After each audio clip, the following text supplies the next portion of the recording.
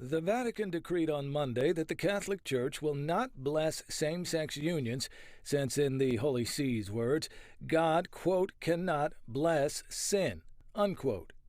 The Vatican's Orthodoxy Office, the Congregation for the Doctrine of the Faith, issued a formal response to a question about whether Catholic clergy have the authority to bless gay unions.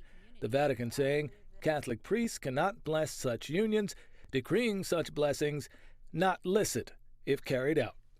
After not being surprised and after being very disappointed, my initial thought was how out of touch the Vatican is with Catholics in the pews. Francis DiBernardo is director of New Ways Ministry, a national organization which bills itself as a ministry of advocacy and justice for lesbian, gay, bisexual, and transgender Catholics.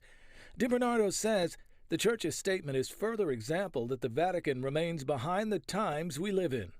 Catholics know gay and lesbian couples. They're in their families, they're in their workplaces, they're in their homes, their neighborhoods, and in their churches. But the Vatican's pronouncement comes as a disappointment, DiBernardo says, even though the Church in the same breath ruled that it should be welcoming towards gay people with, in its own words, respect, compassion, and sensitivity. Pope Francis has said that gay couples should have legal protection, but only in the civil sphere, and he has continued to oppose gay marriage.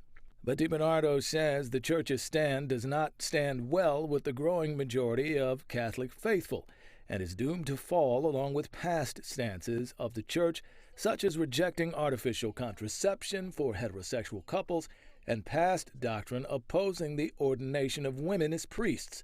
The Church, he says, will eventually bend towards the will of those who fill up its pews. They want to be able to support these people because they see that their relationships are divinely inspired and divinely supported. So they are already blessed, whether or not the church institution chooses to bless them or not. Craig Treadway, Pix 11 News.